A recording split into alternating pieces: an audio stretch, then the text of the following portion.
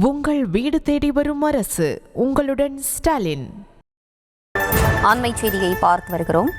திருப்பரங்குன்ற மலையை சிக்கந்தர் மலை என்று அழைப்பதற்கு என்ன ஆதாரம் உள்ளது என ஹைகோர்ட் மதுரை கிளை கேள்வி எழுப்பியிருக்கிறது. கூடுதல் விவரங்களோடு இணைகிறார் எமது செய்தியாளர் மதியழகன். முழு விவரங்களை வழங்கலாம். மதுரை திருப்பரங்குன்ற மலையில் ஆடு கோழி பலியிடவும் அசைவ உணவு பரிமாறவும் தடை விதிக்க கோரியும் திருப்பரங்குன்ற மலையில் நெல்லித்தோப்பு பகுதியில் தொழுகை நடத்த தடை விதிக்க கோரி சென்னை உயர்நீதிமன்ற மதுரை கிளையில் மனுக்கள் தாக்கல் செய்திருந்தனர்.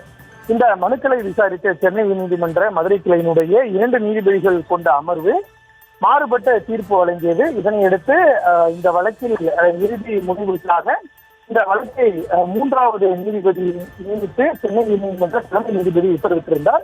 அதன்படி 3வது நீதிபதியாக நீதிபதி ஆர் விஜயகுமார் நியமிக்கப்பட்டிருந்தார்.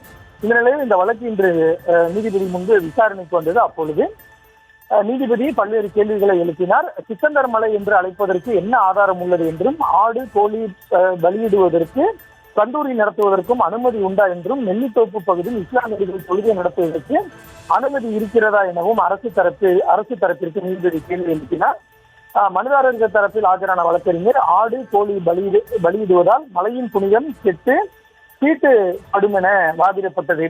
இதற்கு பதிலளித்த அரசு தரப்பு கூடுதல் தலைமை வழக்கறிஞர் வீரகதிரவன், தீட்டு என்பதே மனித குலத்திற்கு எதிரானது. தீட்டு என்பது சாதியிலோ மதத்திலோ மனிதர்களுக்குள்ளேயே இருக்கக்கூடாது என்பதுதான் அரசின் நிலைப்பாடு என தெரிவித்தார். மேலும் மிகவும் பிரபலமான அழகர் கோவிலில் 18ஆம் படி கருப்பனுக்கு கிடா வெட்டிய பிறகுதான் பெருமாளையே தரிசிக்க செல்வதாகவும், அவ்வாறு இருக்கும்போது எப்படி இது தீட்டாகும் எனவும் தமிழ்நாடு அரசு தீட்டு என்ற சொல்ல எந்த விதத்திலும் அனுமதிக்காது என்றும் வாதிட்டார். இதே போல கூடுதல் தலைமை வழக்கறிஞர் ஜே ரவீந்திரன் ஆஜராகி சிக்கந்தர் மலை என்று அழைப்பதற்கான வருவாய்த்துறை ஆவணங்களை தாக்கல் செய்தார். மேலும் நெல்லித்தோப்பு பகுதியில் இஸ்லாமியர்கள் தொழுகை நடத்துவது எந்த ஆட்சேபனையும் இல்லை. அதே போல தர்காவுக்கு உட்பட்ட பகுதியில் ஆடு கோழி பலியிடுவதற்கு எவ்வித தடையும் இல்லை என்றும், ஒருவரின் மத வழிபாட்டில் மற்றொருவர் தலையிட முடியாது, இந்தியா வேற்றுமையில் ஒற்றுமை கொண்ட நாடு என வாதிட்டு வருவாய்த்துறை சம்பந்தமான அனைத்து ஆவணங்களையும் தாக்கல் செய்தார்.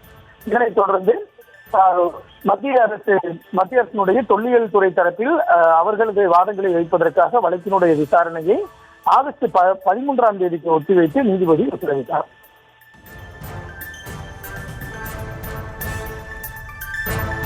விவரங்களை வழங்கியமைக்கு நன்றி மதியழகன்.